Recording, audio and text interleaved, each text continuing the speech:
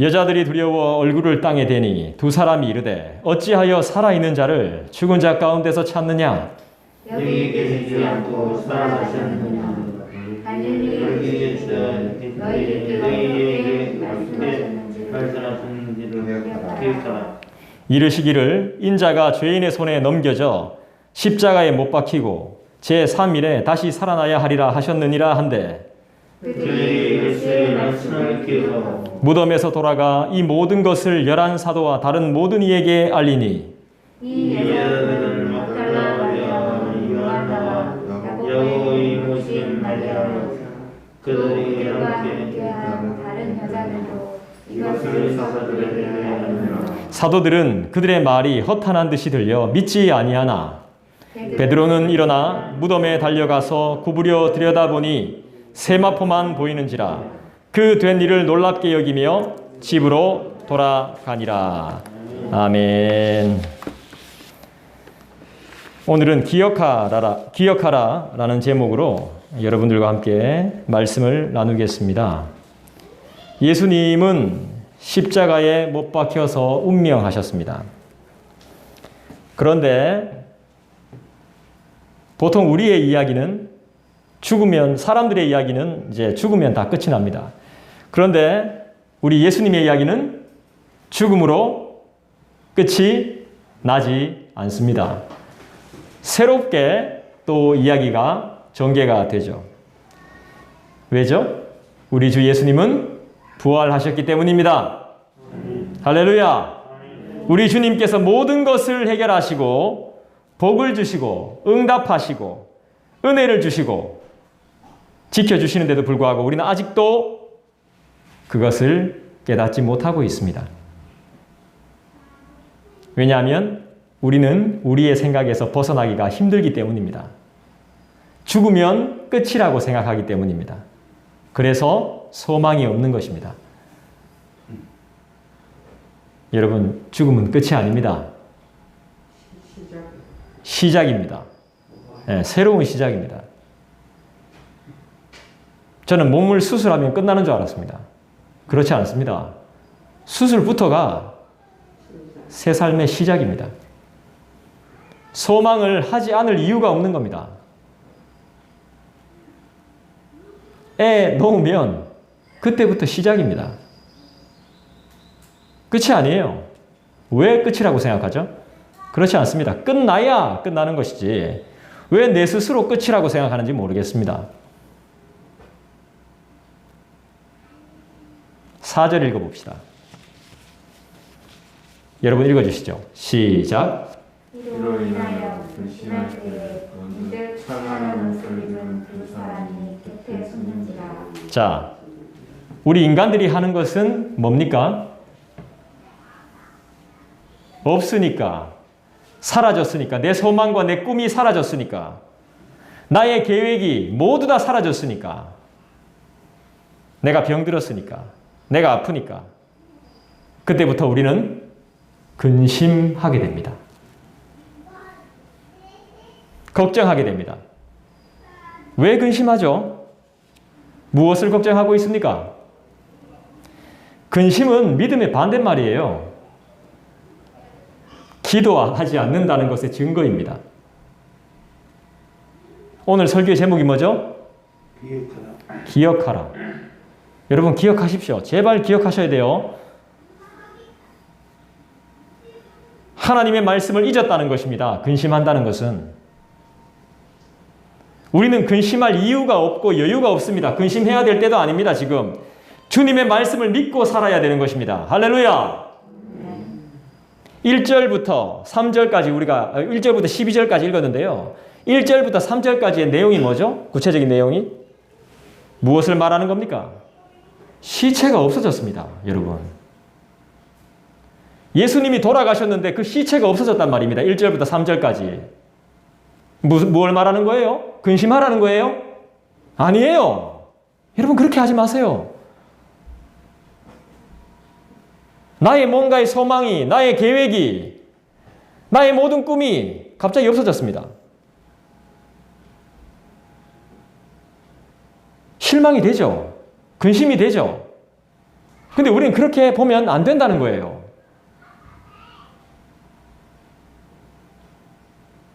지금 뭐 하고 있습니까? 뭐예요? 지금 이 상황은 어떤 상황이에요? 시체가 사라졌다는 것은 다시 살아났다는 거예요. 움직일 수 없었던 것이 움직인단 말이에요. 움직이지 말아야 될 것이 움직인다는 것입니다. 주님은 그렇게 일하고 계십니다. 주님은 쉬지 않습니다. 야, 나 좀 쉬자. 아이고, 아빠 좀 쉴게. 엄마 좀 쉬자. 주님은 그렇지 않습니다. 주님은 지금도 우리와 함께 계시고 지금도 일하고 계시죠. 믿습니까?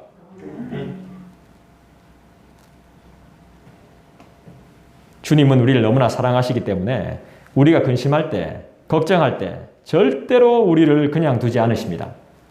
4절 한 번 더 읽어보면 누가 등장하죠? 찬란한 옷을 입은 두 사람이 등장을 합니다. 어떤 옷?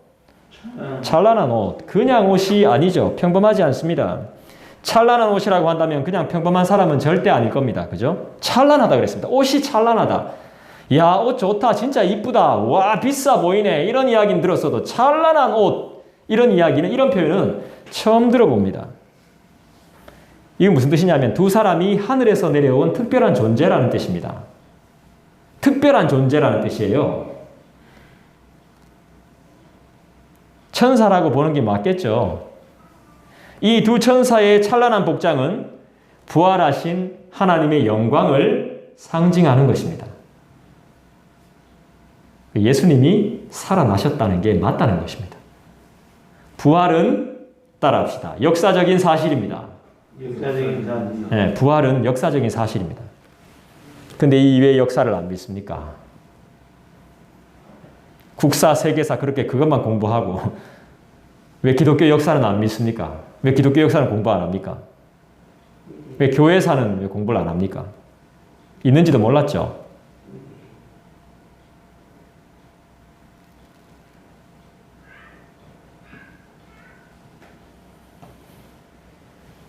(5절) 볼까요? 5절 읽어보겠습니다. 여러분들이 읽어주시죠. 시작. 여자들이 두려워 얼굴을 땅에 들이니 두 사람이 이르되 어찌하여 살아있는 자를 죽은 자와 가운데서 찾느냐. 참 신기하죠. 이 여인들은 절대로 두려워할 이유가 없습니다. 죄 지은 게 없다면 코를 땅에다 박을 이유가 없는 겁니다. 영적인 존재가 나타나니까 자기 잘못부터 생각하는 겁니다. 사람은 이렇습니다. 잠시도 죄와 멀어질 수가 없어요. 교회에서 자꾸 죄 이야기를 하면 교회 분위기가 어두워집니다. 그래서 될 수 있는 죄 이야기 안 하고 싶지만 우리는 죄와 함께 살아가는 존재들입니다. 어쩔 수가 없는. 이 여인들도 분명히 죄 가운데 살고 있었을 겁니다. 이 우리와 다르지 않습니다. 그러니까 영광스럽고 찬란한 존재가 나타나니까 바싹 엎드리는 거죠. 살려달라고. 죽을까 봐. 사람은 다 죽음의 공포를 가지고 삽니다. 저라고 안 그렇겠습니까?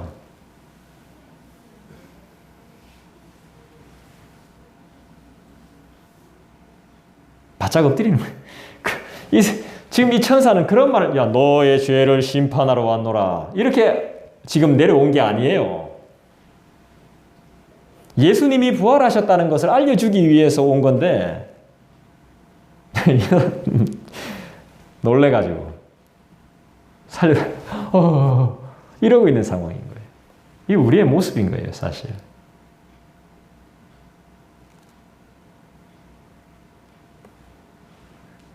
두려워 얼굴을 땅에 댔습니다. 두 사람은 정말 특별한 존재, 신적인 포스가 막 찰찰 넘쳤나 봅니다. 하나님처럼 보였겠죠. 아우라가 가득했겠죠.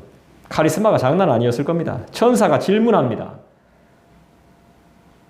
네 죄를 네가 알렸다 이렇게 말 안 합니다. 뭐라고 말하죠? 천사가 질문을 던집니다. 세 가지 질문을 던집니다. 그 중에 첫 번째 뭐라고 말합니까? 천사가 이 여인들한테. 성경에 나오잖아요. 뭐라고 묻죠?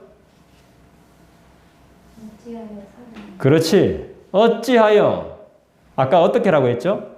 어떻게? 왜? 살아있는 자를 죽은 자 가운데서 찾고 있어? 이 여인들아, 응? 이 사람들아, 왜 산 사람을 죽은 자 가운데서 찾아? 이게 첫 번째 질문이에요. 믿음이 없었다는 거죠. 말씀을, 예수님이 그렇게 하셨던 말씀을 기억하지 못했던 거죠. 그러니까 지금 이렇게 찾고 있는 거죠.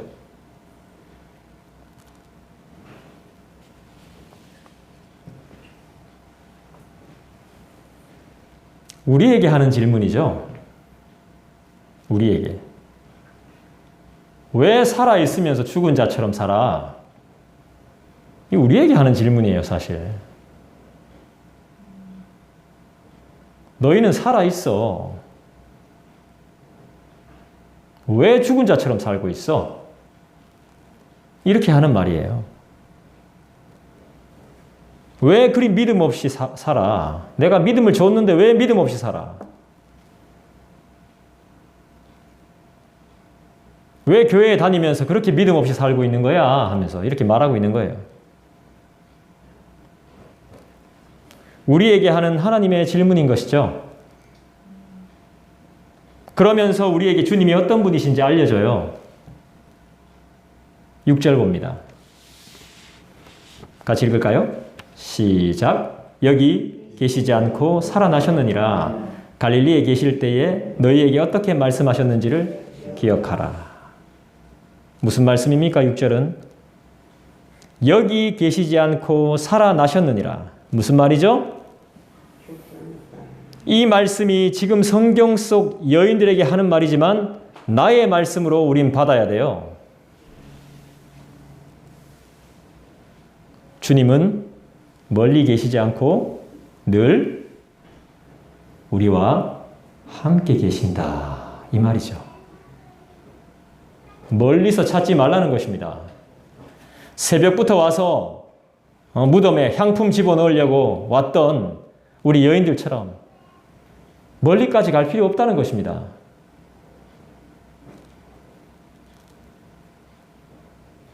주님은 너를 버리지 않는다는 것입니다. 주님은 나를 버리지 않는다는 것입니다.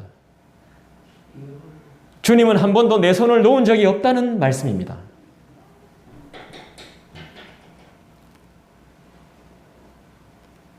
무엇을 근심하고 걱정하느냐 이 말씀입니다.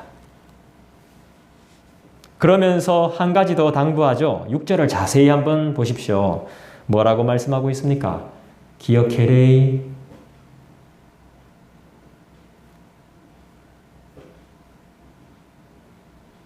나는 너를 떠난 적이 없고 나는 너의 손을 놓은 적이 없고 나는 너를 버린 적이 없어. 기억해. 이 말입니다. 무엇을 기억해야 됩니까? 7절 볼까요? 7절 읽겠습니다. 시작. 이르시기를 인자가 죄인의 손에 넘겨져 십자가에 못 박히고 제3일에 다시 살아나야 하리라 하셨느니라 한데, 이 7절의 말씀이 복음이에요. 복음. 나를 위해 죽으시고 나를 위해 부활하신 주님, 나를 위해 죽으시고 나를 위해 부활했다니까. 왜 근심하고 있어? 왜 소망 없이 살죠? 주님을 모르니까 그렇죠. 복음을 모르니까 그렇죠. 교회에서도 복음을 안 가르쳤을 수도 있고 가르쳤지만 내가 못 알아들었을 수도 있죠. 믿음이 없고 복음이 무엇인지 모르기 때문이죠. 진정한 복된 소식은 주님이 날 위해 죽으시고 주님이 날 위해 다시 사시고 주님이 나를 사랑하신다는 것, 나를 용서하셨다는 것. 내 자신조차 나를 용서할 수 없는데 그분이 나를 깨끗하게 용서하셨다는 것. 이것이 바로 복음이에요. 그래서 우리는 옛날 이야기를 할 필요가 없어요. 아이고, 내가 옛날에 정신 못 차려서 그런 이야기 할 필요 없어요. 이미 주님은 우리를 다 용서하셨어요. 아멘. 아멘. 우리 주님은 기억하지 않는다 그랬어요. 단 하나도 기억하지 않는데 너희들이 왜 기억하고 있냐? 말씀하세요. 너희들이 왜 힘들어하고 있냐? 말씀하세요. 나는 하나도 기억하지 않는데.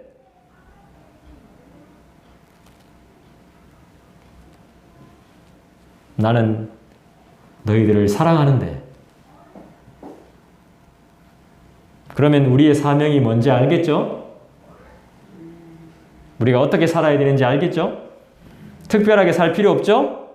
주님 사랑하면 모든 것이 끝나는 거죠.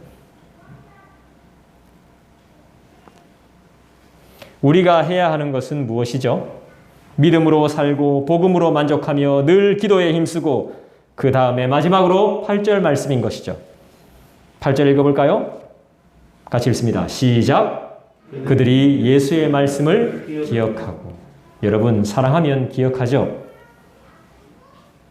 우리가 해야 될 것은 기억하는 것입니다. 그때 그랬지.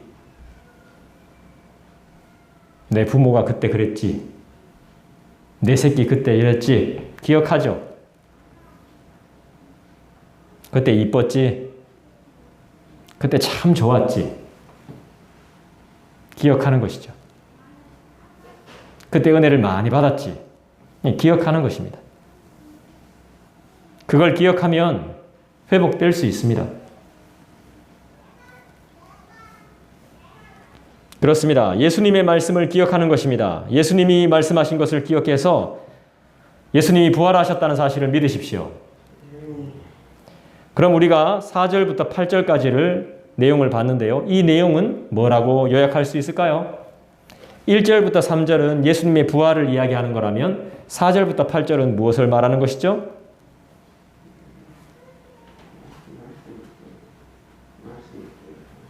그렇죠.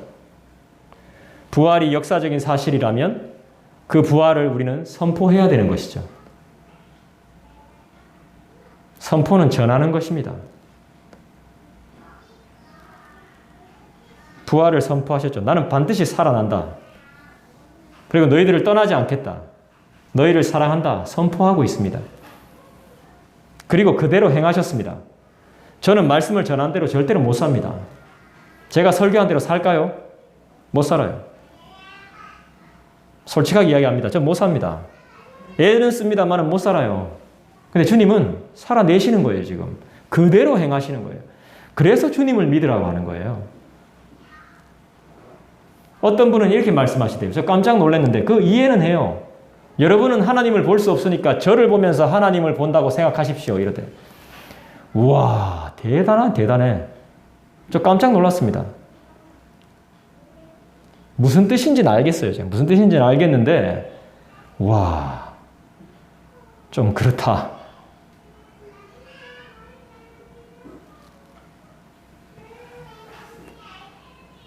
그랬던 교회가 지금 문제가 생겼습니다. 그 교회는.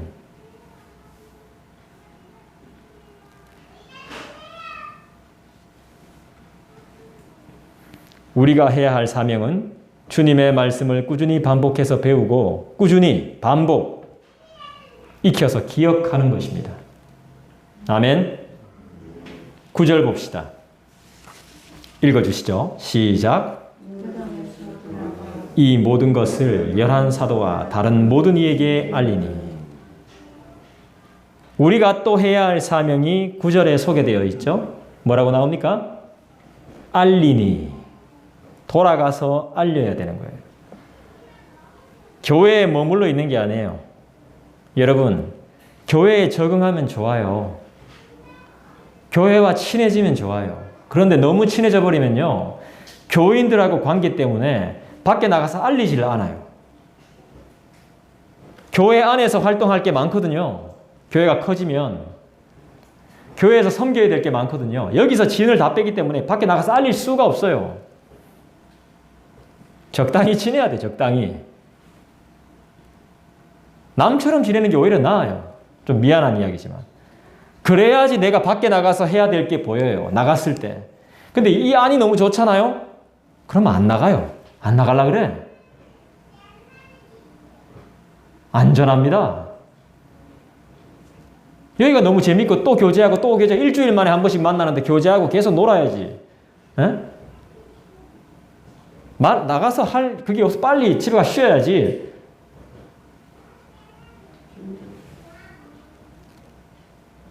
전하는 것입니다, 여러분. 기억하세요. 믿음이 있는 곳에는, 말씀이 있는 곳에는 힘들어도 그곳엔 사랑이 있어요. 믿음이 있는 곳엔. 소망이 사라지지 않아요. 막 소망이 꿈틀대고 있습니다. 우리가 모를 뿐이지. 믿음이 있는 곳엔 소망이 있고 사랑이 꿈틀대고 있어요. 여러분 소망하세요. 믿음 가운데 소망하십시오. 뭘 소망해야 되겠습니까? 교회의 부흥을, 가정의 평안을, 직장의 안정을 소망해야 돼요. 소망하며 기도하셔야 돼요. 10절 보십시다.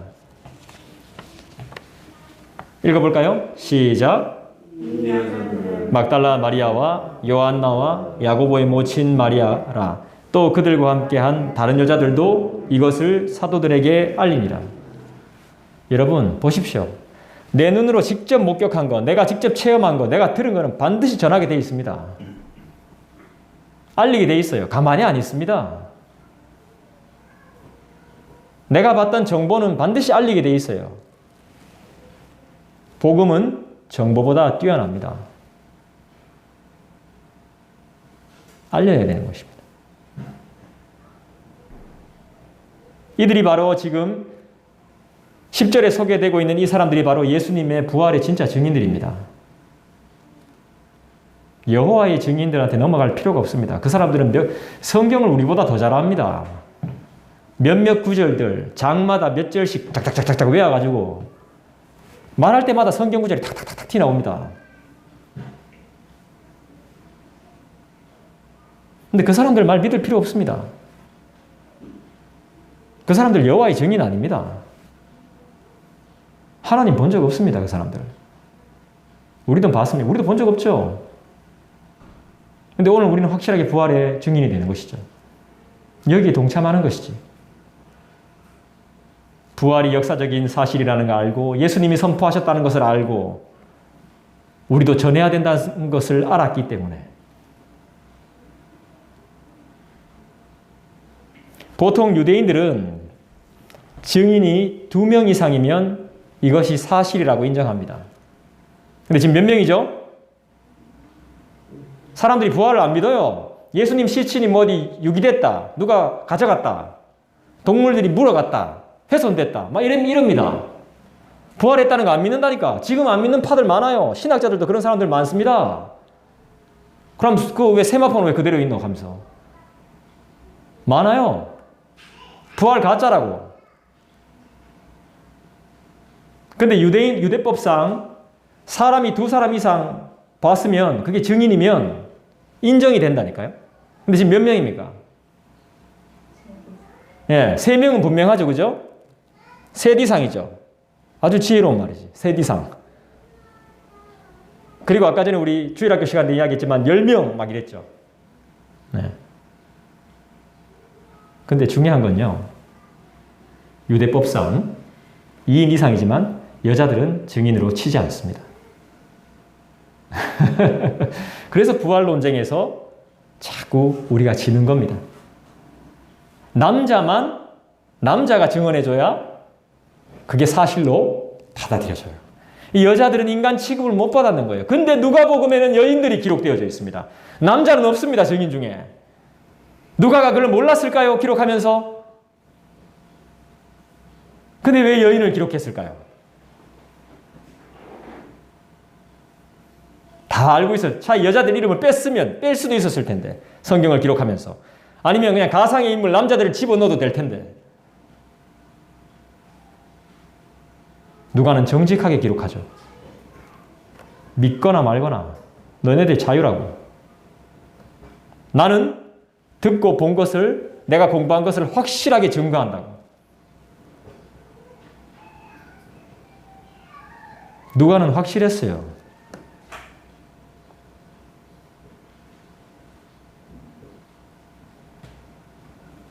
정확하게 기술해요. 10절부터 이제 사도들이 등장하죠. 이제 11절에도 사도들이 등장하는데요. 제자들이라고 안 하고 사도라고 명칭을 올려줍니다. 직분을 올려줘요. 사도는 어떤 사람이죠? 보냄을 받은 자. 부활을 목격한 자라는 뜻입니다. 말씀을 전해야 하는 사람.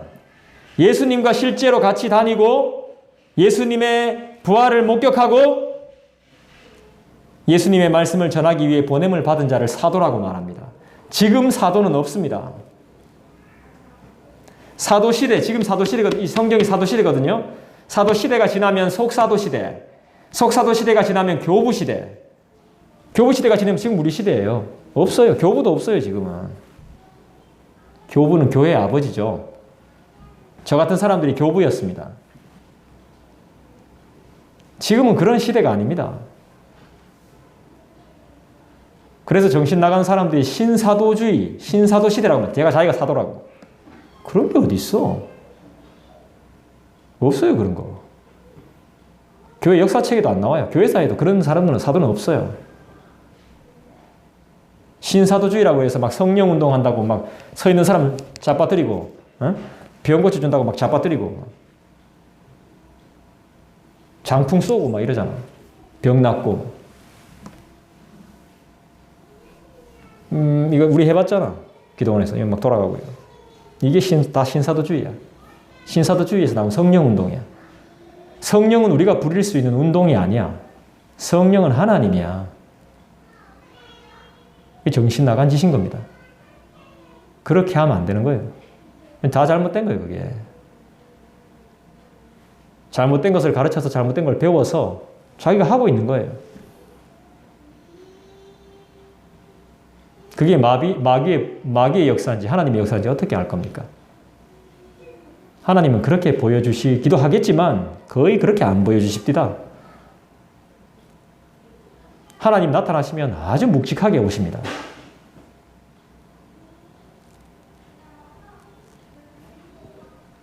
11절 보니까 11절 한번 읽어볼까요? 사도들은 그들의 말이 허탄한 듯이 들려 믿지 아니하나. 요게 좀 이제 번역이 약간 좀 안타까운데 허탄한 듯 하면 그냥 헛소리라고만 생각하는데 누가가 의사잖아요. 의사 출신이잖아요. 허탄한다는 말이 이게 의학적인 용어예요. 정신분열 이런 뜻이랍니다. 그러니까 헬라어로 레노스, 이걸 레노스가 뭐냐면 난센스가 됩니다. 넌센스는 뭐죠? 사실이 아닌 우스운 이야기를 말할 때 사용하죠. 정신 나간 소리라는 거죠. 그러니까 제정신이 아닌 상태에서 정신병자들이 하는 말로 듣는다는 것입니다. 사도들이. 심지어 사도들도 안 믿었어요. 예수님이 사도들한테 그렇게 많이 이야기했는데도 안 믿었다니까. 그러면 지금 우리가 예수님 부활했다고 나가서 이야기하면 우리를 뭐라 보겠습니까? 정신분열로 본다니까. 실제로. 그러니까 안전하려고 하는 거지. 진짜 믿음의 승부를 해야 될 때가 온 겁니다. 사도들도 안 믿는 걸 우리가 믿어서 전한다는 것입니다. 사람들 안 믿어요. 우리를 이상하게 본다니까. 나도 이상하게 봤습니다. 우리를. 제가 20살 때 어딘가에 굉장히 함몰되어 있고 빠져 있을 때 계명대 어디지? 대명동 캠퍼스 가서 그때 경배와 찬양팀이 왔습니다. 그때만 해도 난리 났었죠. 지금으로부터 24년 전 찬양의 열기가 막 엄청 났을 때입니다. 기독교 서적이 그렇게 잘 팔릴 때입니다. 지금은 책 안 읽습니다, 사람들. 그때 막 가면 막 주님을 찬양하라 하면 그 막 노천강당에 사람들이 왼쪽으로 다 서가지고 전체가 막 내가 이 봤다니까 지나가면서 이렇게. 제정신 아니구만. 내 동부교회 청년부, 찬양팀, 인도자. 근데도 우와 제정신 아니네? 이렇게 본다니까. 믿는 나도. 자 여러분 십자가를 붙드십시오 하면 십자가 그냥 이렇게 잡는 거 아닙니다. 이렇게 와, 내가 그 흉내도 못 내겠다. 내가 그때 봐서도 야 정말 간절하게 잡네. 이상하게 보이는 거죠. 이상하게. 근데 믿음 없는 사람들이 정상으로 보겠습니까? 여러분 따라합시다. 기적. 기적이 뭐예요? 여러분이 지금 그 자리에 앉아 있는 게 기적이에요. 기적. 죽었다 살아나는 게 기적이 아니고 이 믿을 수 없는 사실을 믿고 이 들을 수 없는 사실을 듣고 앉아 있다는 자체가 여러분들 기적입니다. 지금. 다른 게 기적이 아니에요. 내가 살아있다는 자체가 지금 기적이고 내가 이 자리에 변함없이 여러분 거의 그 자리에 앉을 겁니다. 교회 오시면. 다른 데 잘 안 앉으셔. 이게 기적이야. 거기 앉아있는. 무슨 말인지도 모르고 앉아있는 것도 기적이고 지루에 미치겠는데도 거기 앉아있는 듣고 있는 게 기적이야. 기적. 다른 게 기적이 아니에요. 놀랍지. 엄청 놀랍습니다. 우리는 지금 기적을 맛보고 있는 거예요. 다른 사람들이 이상한 겁니다. 따지고 보면.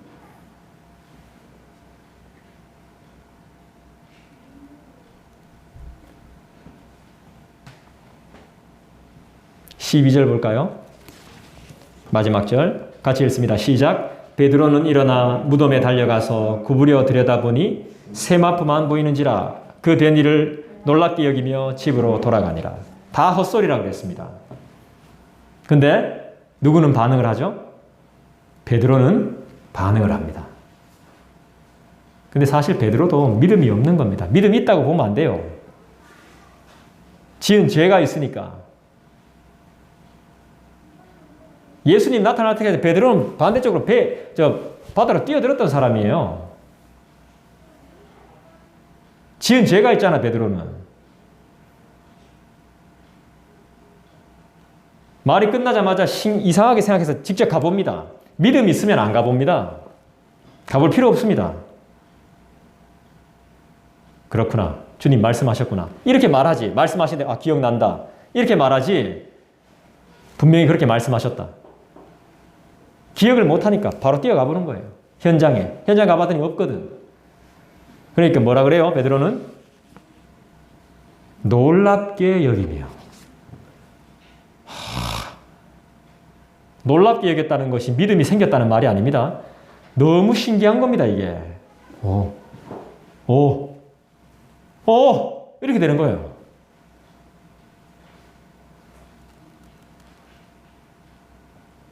저는 솔직히 성경 읽다가 24장에 베드로가 나와서 참 반가웠습니다.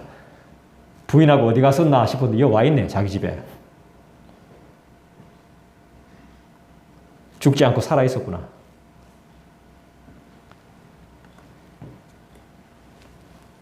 사도들과 제자들의 잘못이 뭐죠? 이들도 주님의 말씀을 기억하지 못했다는 것이죠. 반복적인 적용이 없었다는 것입니다. 부지런히 아이들한테 말씀을 먹이세요. 같이. 내가 성경을 리딩만 잘해도 잘 읽어도 이게 무슨 뜻인지 압니다. 특별히 주석을 보거나 해석을 하지 않아도 리딩만, 읽기만 잘 읽어도 말씀이 해석이 됩니다. 그렇게 성경은 만들어져 있습니다. 저는 그렇게 봅니다. 계속 성경 읽으세요, 애들하고. 반복적으로. 뭐 똑같은 거 계속 읽으면 어때요? 나중에는 같이 읽기 힘듭니다. 지금 부지런히. 애를 위해서가 아니라 나를 위해서. 같이 읽어 나가십시오. 다른 책보다 성경이 더 도움이 될 겁니다.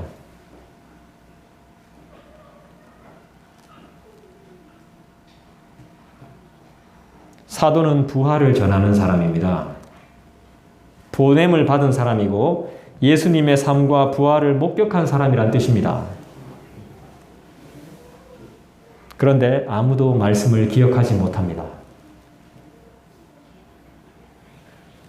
말씀을 기억하지 못하면 하나님의 뜻을 알기가 참 어렵습니다. 그리고 소망을 가지고 사는 것이 더더욱 어렵습니다. 당연히 기도는 할 수 없습니다.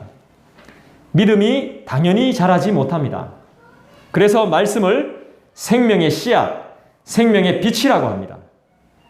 그리고 생명의 양식, 일용할 양식이라고 표현합니다. 예수님은 십자가와 부활을 분명히 말씀하셨습니다. 그리고 죽은 자들도 살려내셨습니다. 완전히 죽어서 부패된 무덤 속에서 3일이 지난 사람도 살려내셨습니다. 예수님이 그런 일을 하셨습니다. 그리고 나도 다시 살 것이라고 말씀했습니다. 그런데 믿지 않았습니다. 기억하지도 못했습니다.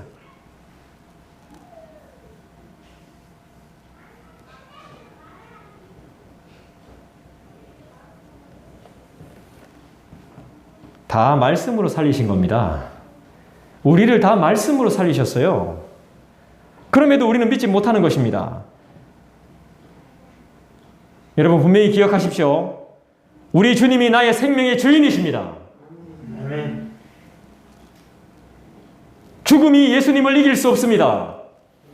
죽음이 우리의 소망을 이길 수 없습니다.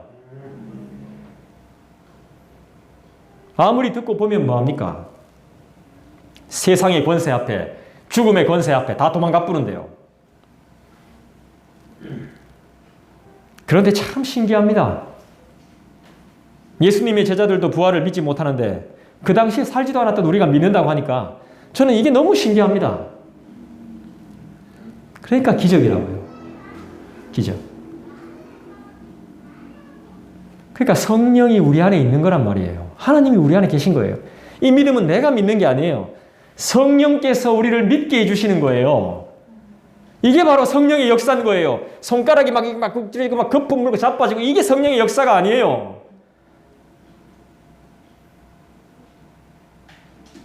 모가지가 길어지고 답답해. 그게 성령의 역사가 아닙니다. 갑자기 암덩어리가 막 피 나오고 막 손 집어넣었더니 피 막 고름이 이런 거 아닙니다. 뭐 그런 걸 수도 있죠. 그렇지만 우리가 성경을 제대로 봤을 때는 건전하게 성경을 본다면 그거보다 성령 하나님께서 나에게 믿음을 주셔서 남들이 믿지 못하는 부활을 내가 믿고 있구나. 이것에 감사해야 되는 것이죠. 내가 보지도 못했던 걸.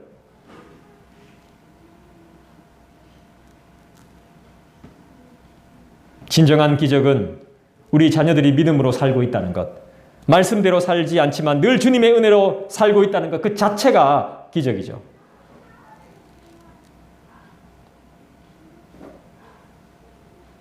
저는 다른 꿈은 안 꾸는데 한 번씩 이런 꿈을 꿉니다. 옛날에 내 동생이 차 사고로 다쳤을 때. 그래서 막 이렇게 깰 때가 있어요. 갑자기 깰 때. 제가 일찍 일어날 때는 그런 꿈을 꿨을 때입니다. 그러니까 쓸데없이 막 그럼 걱정하는 겁니다. 걱정. 근심. 믿음이 없는 거죠. 그걸 내가 다 봤거든요. 난 지금도 아직도 기억나거든요. 7살 때 일인데. 이렇게 기억나요. 엄마가 막 울면서 뛰어왔던 것도 다 기억나고, 이렇게 피가 이렇게 쭉, 아주 진한 피가 이렇게 흘렀던 것도 기억나고, 차 밑에서 이렇게 구르고 있었던 것도 기억. 난 구르고 있어가지고 피가 안 나서 괜찮은 줄 알고 가만 놔뒀어요. 나는 참 제정신이 아닌 거죠. 아가 안 보이니까 밑에 이렇게 구부려 봤지. 내가 베드로처럼 이렇게 구부려 보니까 밑에 있어. 그런 꿈을 한 번씩 꿔요. 보통 남자들은 군대 갔다 온 꿈을 꾼다는데 저는 그런 꿈은 안 꾸고 갑자기 막 그런 꿈을 꿔요.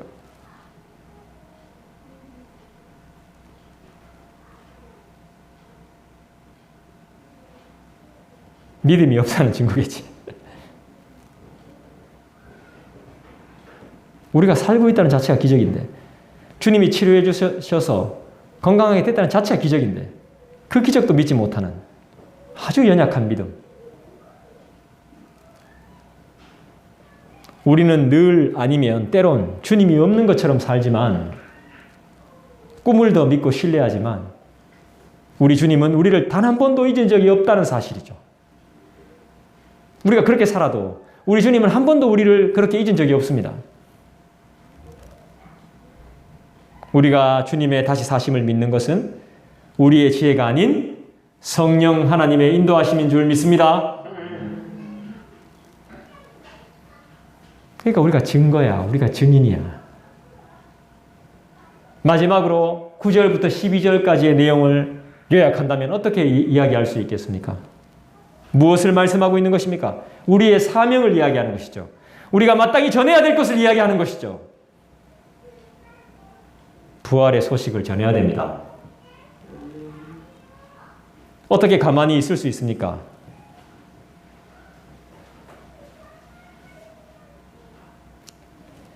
안 믿을 겁니다. 근데 이게 복음입니다. 우리 주님이 우리의 유일한 소망이심을 믿는다면 반드시 전하게 됩니다. 아무리 사람들이 조롱하고 멸시해도 예수가 진짜 나의 유일한 소망이야. 이렇게 생각하면 전하게 돼 있어요. 예수밖에 없어. 이게 진짜 믿어진다면 전하게 돼 있습니다. 늘 말씀을 가까이 하고 말씀을 적용하고 반복하고 실천하십시오. 기억에 남을 때까지. 말씀을 기억하는 것은 나 자신을 구원의 길로 이끄는 것이지만 망각은 우리를 죄의 포로가 되게 한다는 것을 명심하시기 바랍니다. 기도하겠습니다. 여러분 이 시간 다 같이 기도합시다. 말씀을 기억하시면서 주님이 주시는 감동대로 여러분들이 기도하셨으면 좋겠습니다. 주님, 기억할 수 있게 도와주십시오. 말씀을 지루해